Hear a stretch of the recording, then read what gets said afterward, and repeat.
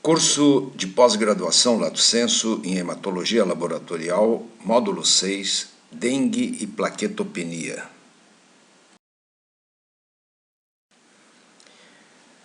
A dengue e seu histórico. O vírus da dengue e seu hospedeiro, o mosquito Aedes aegypti, foram introduzidos no Brasil e na América do Sul durante o tráfico de escravos africanos.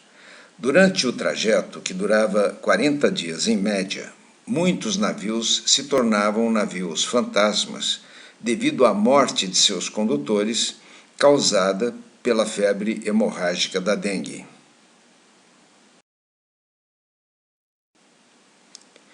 O mapa epidemiológico de 2005 mostrava algumas áreas da Mata Atlântica, que vai do Nordeste brasileiro até a região Sudeste, bem como o interior do Mato Grosso, como regiões endêmicas.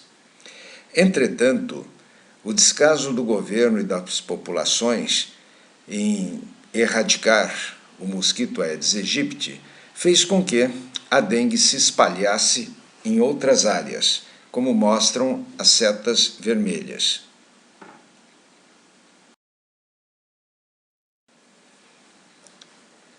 Os fatores predisponentes à proliferação do mosquito transmissor do vírus da dengue são vários. Entretanto, os que mais têm coincidência são os seguintes: as regiões abaixo de 2.000 metros de altitude e que tenham temperaturas acima de 20 graus centígrados.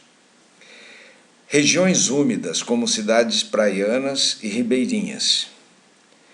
Chuvas prolongadas e água parada, que é a causa mais comum de proliferação do mosquito Aedes aegypti.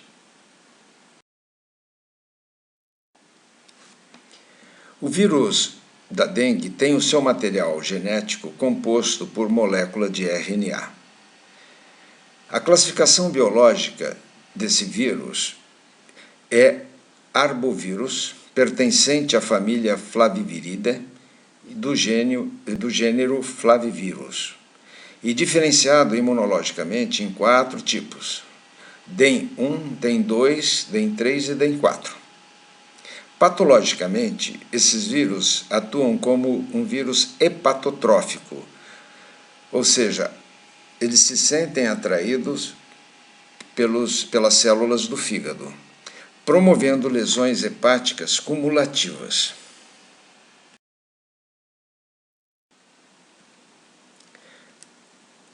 Os aspectos clínicos são desde assintomáticos, como sintomática com febre similar a outras viroses, sintomática com a febre da dengue, chamada dengue clássica, e sintomática com a febre hemorrágica da dengue, também conhecida como dengue hemorrágica.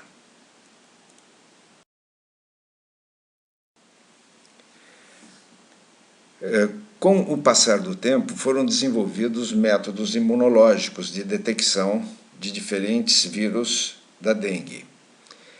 Desses testes surgiram 4 sorotipos virais. O DEM1, cujos vírus são pouco agressivos ao fígado. O DEM2, ele passa a ser agressivo ao fígado, alterando a síntese de fatores da coagulação e o metabolismo hepático, obviamente. Causa hemorragias. O DEM3 é muito agressivo ao fígado, completo consumo dos fatores de coagulação, causando hemorragia gravíssima. E o DEM4 está em estudo.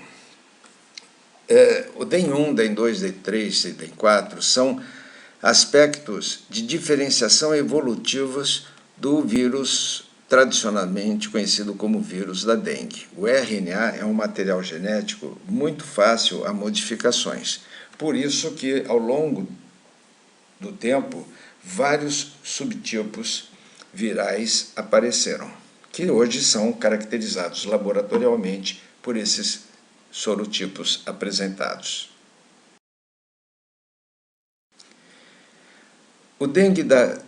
A dengue e a plaquetopenia. É muito provável que a plaquetopenia, que se verifica em pacientes com a dengue, se deva à ação autoimune causada por anticorpos induzidos pela infecção do vírus da dengue.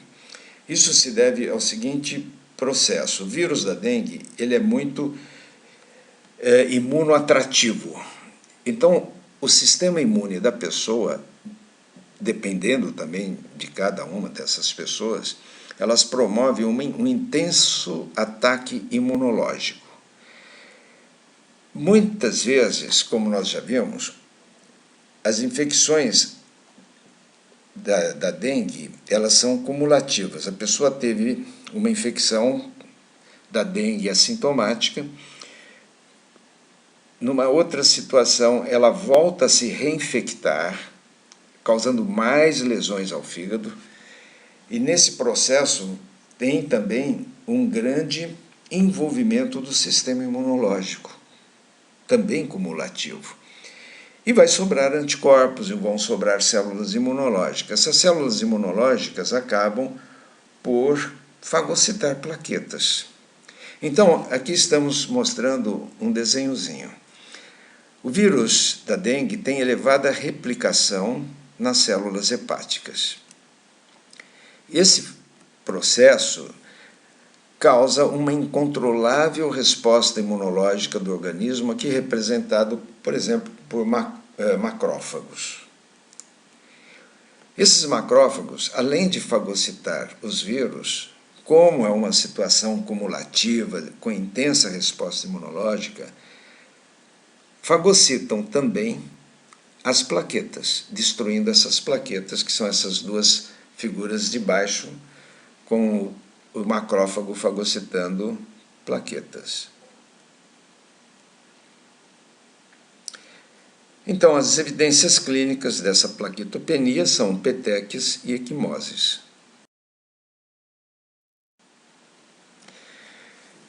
Uma coisa muito importante: devido à destruição imunológica de plaquetas, é vedado o uso do ácido acetil salicílico, o famoso AS, nos pacientes com dengue. Como todos sabem, o AS inibe a agregação e adesividade das plaquetas, induzindo a hemorragia. Dessa maneira, as pessoas que têm a dengue e usam o AS poderão complicar ainda mais o quadro, porque as poucas plaquetas que existem não conseguirão se agregar e nem se aderir. É importante destacar que o Ministério da Saúde do Brasil recomenda o uso do paracetamol. Entretanto, o brasileiro usa indevidamente o paracetamol para todas as situações que ele sente, dor, febre, qualquer coisa, o brasileiro ele toma paracetamol, a maioria. E o paracetamol ele é tóxico para o fígado e interfere nos fatores de coagulação, diminuindo suas concentrações e aumentando as possibilidades de hemorragia. Dessa maneira, é evidente que se as pessoas não usam paracetamol e na vigência da dengue o médico receita o paracetamol, ele vai ter sucesso, mas para aquelas que usam paracetamol como chiclete, o uso do paracetamol para aplacar a crise da dengue poderá ser tóxico ao fígado, causando hemorragias moderada a grave. A dengue clássica, ela tem uma duração de 5 a 10 dias de manifestações clínicas, que se caracteriza por um início agudo de febre elevada, com os seguintes sintomas: cefaleia intensa, dor nos olhos, na parte do fundo do olho, que a gente chama dor retroocular, falta de apetite, vômitos, diarreia, dores musculares, dores nas juntas, que a gente conhece por artralgia, e inchaço dos gânglios, adenomegalia. Consequências: hemorragia leve, com manchas hemorrágicas, epistaxes, e sangramento na gengiva, principalmente ao escovar os dentes.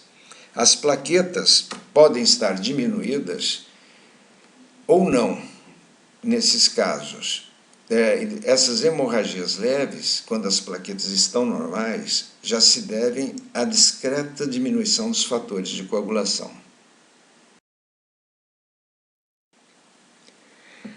Na dengue hemorrágica propriamente dita, a duração é de 5 a 10 dias, podendo se estender mais. Início e sintomas similares ao da dengue clássica. Se for feito os estudos do sorotipo e o paciente apresentar o soro positivo para DEN2, as manifestações hemorrágicas são rápidas, porém leves, com prova do laço positiva, presença de petequias e plaquetopenia.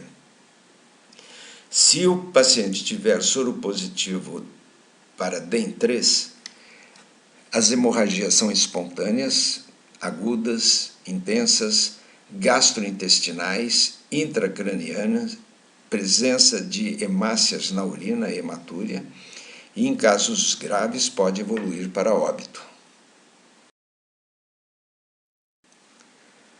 O hemograma na dengue. A leucopenia é variável, mas geralmente abaixo de 4.000, com linfocitose entre 60% e 80%. Então, linfocitose relativa. Os linfócitos, na avaliação absoluta, vão estar normais. Plaquetopenia intensa na dengue hemorrágica e elevação do hematócrito na dengue hemorrágica devido à perda de água pelas constantes febres. Então, há constantes níveis de desidratação nesse paciente, elevando o hematócrito, causando um VCM, às vezes, de 100 femtolitros. A bioquímica na dengue. As lesões hepáticas causadas pelos vírus da dengue alteram o tempo de protrombina, tornando-o prolongado ou elevado. Tempo de tromboplastina parcial ativada, tornando-o prolongado ou elevado. Lógico, porque protrombina e os fatores de coagulação que participam da dosagem do sistema intrínseco, que a gente avalia pela TTPA, estão deficientes, porque o fígado está lesado. Por outro lado, como o sistema imunológico está muito ativo, há uma grande utilização do complemento C3. Então, a dosagem do complemento C3 está diminuído. Essa diminuição poderá estar muito mais evidente se as plaquetas estiverem com alterações nas suas adesividades e, muitas vezes, devido a drogas medicamentosas e outros processos. Mas a diminuição do complemento C3 é pela intensa atividade imunológica de consumo. Por fim, ureia e creatinina, as dosagens de ureia e creatinina estão aumentadas, principalmente causadas pelas degradações proteicas e enzimáticas que estão ocorrendo no fígado pelas lesões hepáticas da presença do vírus da dengue no fígado.